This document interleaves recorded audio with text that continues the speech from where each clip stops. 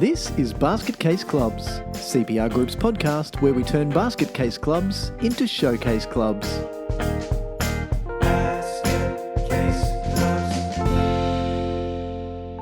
G'day and welcome to Basket Case Clubs. Today you've just got Steve. Michael's away at the Local Government Association of Queensland conference in Gladstone, so I'm flying solo, and I'm really pleased to let you know that we're launching through this episode a flood recovery mini-series. It is going to be a real mini-series, unlike some of our other recent mini-series, and we're going to be presenting a few interviews, so 3-part series.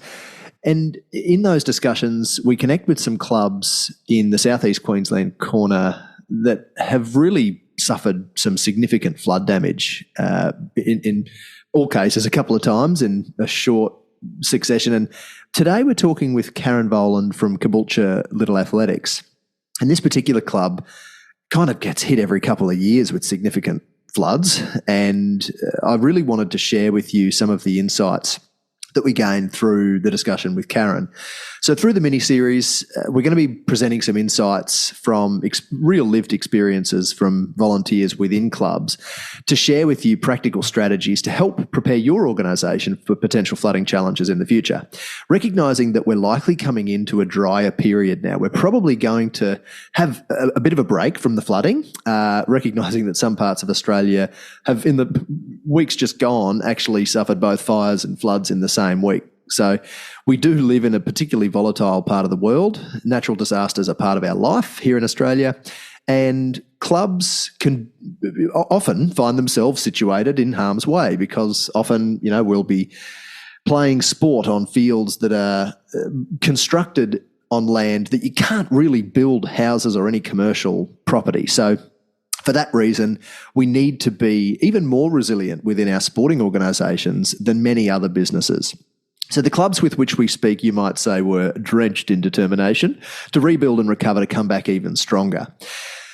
So Karen, in her discussion that you're going to listen to now, talks through some of the wonderful strategies that club has really been forced to put in place given the struggles that they've faced in relation to floods over the last as long as they've been around, but particularly the last decade, they've really been smashed by a number of significant floods.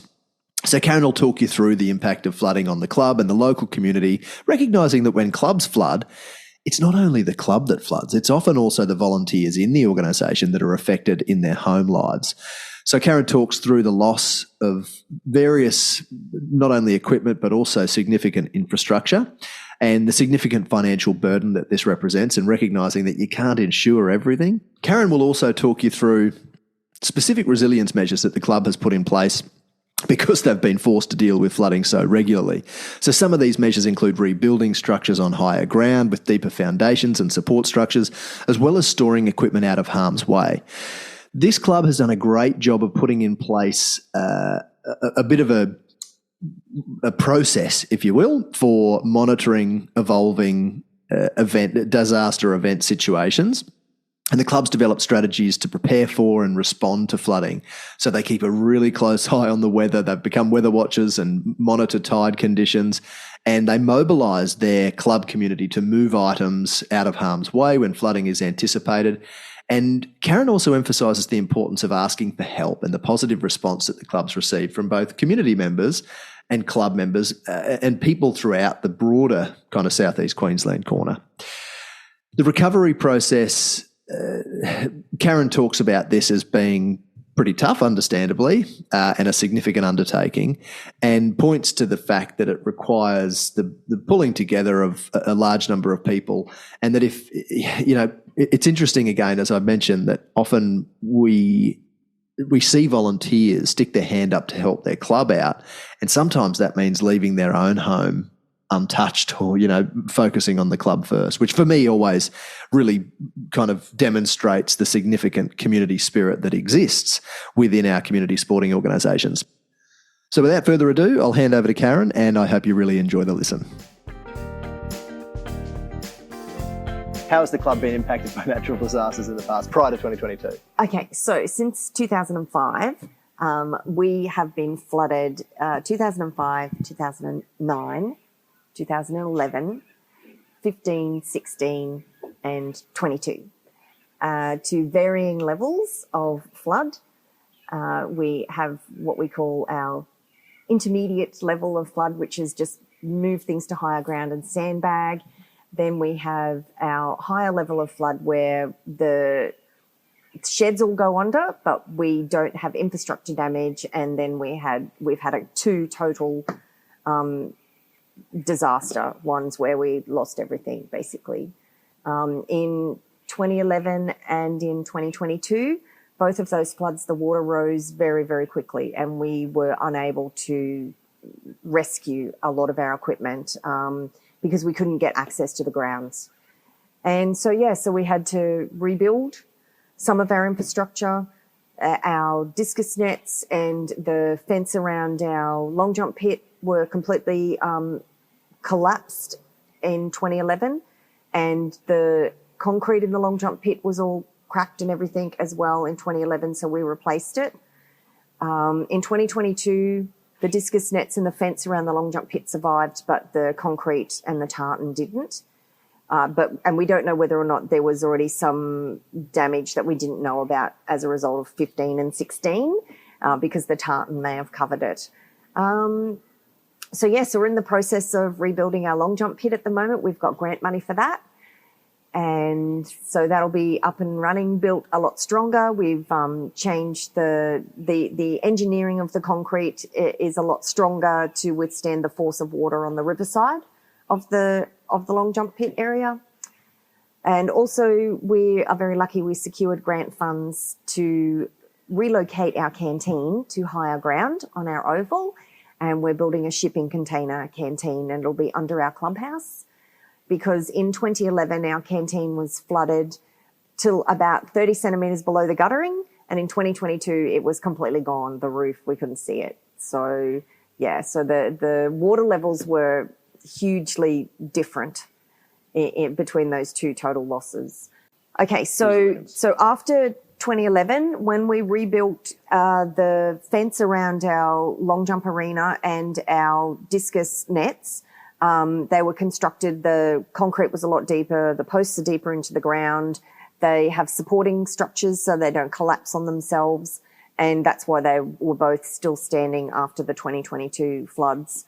We just basically had to high pressure clean all of the debris that was hanging off all of the fencing and that. And then after 2011, we're very, very lucky that our clubhouse was built in 2015. So we took steps to move our expensive equipment to higher ground so that it won't ever flood. And we rearranged where our equipment's stored so that we know that sheds that go under have got equipment that can just be hosed and washed. And, maybe hurdles and that, we just clean them, and then we just get the old, grease the where they fold over, because otherwise they get rusty. Shot puts though, they rust. So we had to replace them. But things like tape measures and that, we can unravel them and clean them and roll them back up again. So it's more just about thinking, if it happens, what is where and how, what do we need to get to really quickly?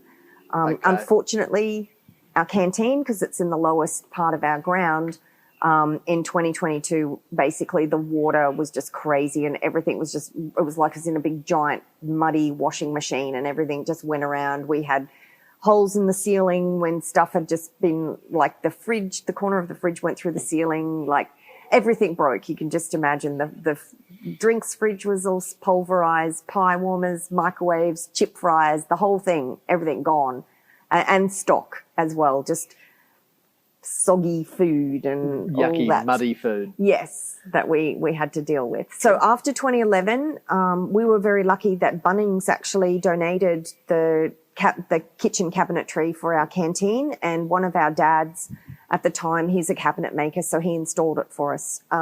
One thing we did do is our bench tops are stainless steel, so they were fine, and the cabinetry actually survived the floods. So we were very lucky about that. The council helped us out with they came in and replaced the ceiling in the canteen, and obviously we had issues with power as well. We lost power to the grounds because the Energex substation that runs the power for ourselves and rugby league went under, and then everyone lost power. We lost the controllers for our floodlights, had to replace them. We were very lucky to get a grant to do that as well, because we had to replace some wiring also because the floodwater went up the insides of the poles. So at the time, we applied for grants that to fix what needed to be fixed, but it's on our wish list that we would like to relocate where our e-switch is, because at the moment it is still in the low-lying area. So ideally, it'd be fabulous if it could be up on the second level of the clubhouse here, well and truly above, or even if it was under the clubhouse, it's still higher than it is now. And it's much easier to access because if we can get into the clubhouse end of our field, it's higher, whereas the other end of the field is much lower and it floods a lot quicker. So, yeah, so little things like that. I think if we just have to keep an eye out for grants. If grants come up, then we can move it, because it's not as simple as just unplugging it and shifting it. There's lots of cables and, that the lights are connected to. So it will be quite, I'd imagine, a complicated and expensive exercise. But I think in the long run, it's probably something that we do need to focus on. So basically, after the floods, we were very lucky that there were lots of grants available. So one of the grants that we applied for from the local council was they had an infrastructure grant, which we could use as a feasibility study. So from that, we were able to design our canteen. And once we had the canteen designed, we were then able to apply for a grant to build the canteen. So overall, I applied for, I can't remember exactly. I think it was like over 20 grants, but I got 15 of them. And we got $478,000 in grants, excluding GST, to replace our equipment, repairs to infrastructure, like build the canteen, like I said. We received $5,268 in insurance money, donations of $875, and then we also had a GoFundMe page that we got roughly $2,900 from as well. We decided to go down the grant line because we knew that insurance, there were so many clubs in Southeast Queensland that were affected by the flood event, and we were all claiming under the same insurance policy. So the pool is only so large, and if we had have only relied on insurance, we wouldn't have recovered. It's as simple as that. We would not have recovered. And like I said, so we got funds from local, state and federal government, as well as the RACQ Foundation as well. We got money through them too. So, together with the donations. And it was good that we had the donations and the GoFundMe money, because you can't actually apply to replace your canteen stock in a grant, or your toilet paper or your hand towels, all that sort of like incidental stuff that still costs a lot of money. Without the GoFundMe and the donations, we would have had to fundraise to get that. And it's hard work fundraising. That's a really good point. Yeah. That you can't get grants for some stuff. You can't get like consumables. Yeah, it's like it's but lots of when you lose all your consumables, it adds up. It really adds up to even things like in the canteen. We had to replace cutlery and spatulas and tongs and all that sort of thing, and you can't put in a grant for that. So yeah, so there's lots of stuff that. The big ticket items are fabulous for grants, but and without them, like I said, we would never have recovered. It's the stuff you don't think about. Like you say, all the cutlery and tongs and spatulas and so on. Yeah. The final question, what can you tell other clubs? But also, let's just quickly touch on what you do when you know the water's rising. Yeah, so basically through years of knowledge and of practice, the committee, basically we watch the weather. We keep an eye on the tides. We know that if we've had days and days of really heavy rain and we've got a king tide coming, that there's a pretty big chance we're going to flood. So we can watch it and we can try and plan as best we can. We put the word out on Facebook. Lots of our families come current families and even past families, they don't mind helping. If we put the word out and say, hey, put your gumboots on, we need to move stuff to higher ground, it's a bit exciting. They like coming, they love helping. We get all the four-wheel drives out and the trailers. And so we just have to realize that we are where we are. We're not on top of a mountain. We've got beautiful grounds, but they flood. So we just have to be really proactive, and sometimes it takes a lot of energy and you just have to find it. And I think the biggest thing with us is that we realize that if we ask for help, we'll get it, as opposed to, a small number of people who are on the committee thinking that they have to shoulder the burden themselves. That's probably a really big lesson to learn, is that people are willing to help if you ask them, and if you give them something that's manageable. A lot of people like coming along just to do one small thing and then they feel good. And what's fascinating is that it's even when people have been flooded at home, yeah, they'll come and help out. That actually happened with us. We had some people who had floods at home, but they couldn't deal with it because they were waiting for insurance companies to come, and they thought they might as well come and help us. And we had some people, because it was on our Facebook page, who they weren't even related. They had no kids here, but they were just like, you know what? I've got a shovel and a bucket and I'm coming. I didn't tell you this. My husband, actually, the army were here, and they came in. We've got photos of them in their trucks, and they were here to help, and they were packing up, and my husband was here, and he came and said, what are you doing? They said, oh, we're heading over to Bribie. And he goes, no, we need help because our long jump pit had so much mud. It had like this much mud on it. And we were like, how are we going to recover this? And so we've got photos of all the army guys shoveling all the mud off our long jump runway. But then the funny thing is that my husband had to go to work, and he goes, just put the shovels in front of the shed. Shovels went walkabout. So we don't know if the army took our shovels or they left them outside the shed and someone else took our shovels. So we had to add shovels to the list. So the shovels survived the flood, but they didn't survive the cleanup. Didn't survive the recovery. Yeah. Wow. So that was pretty cool though, like the photos of the army guys, and they were just literally just getting in and helping us, because little things like that, it's such a huge job. You just stand there and go, what do I need to do? Where do we start? And so you just have to break it down into bite-sized pieces. You just got to say, right, we're just going to do this shed, and then we have to move to the other shed. And then, our line marking equipment that we lost, all of our line marking equipment, it's across the road. It's an old football field change shed. And that, I know I say the canteen goes under first, but it actually goes under first.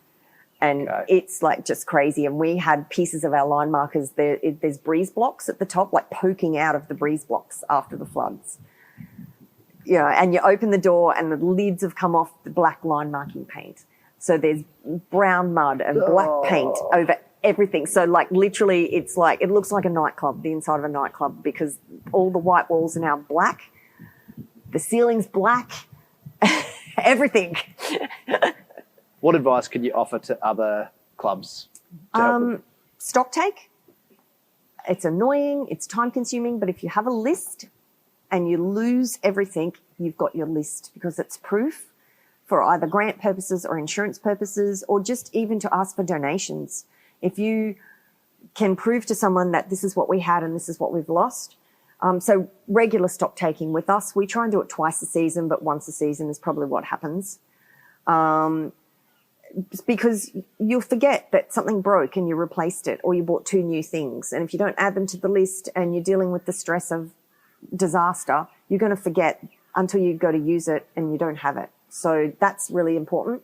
The other thing that we do is cloud storage. Try not to save things on devices because, well, they break. So as long as you don't lose your passwords, that's important.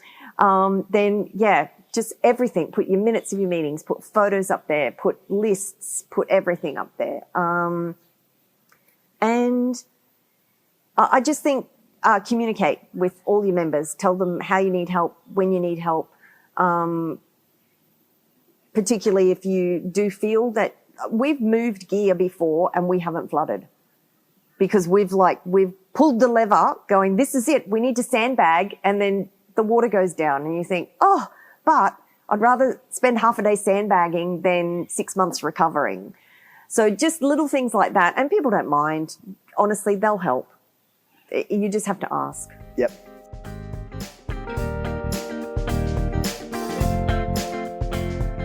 So there you have it. Karen Vohland from Caboolture Little Athletics. Thanks again to Karen for sitting down and having that chat.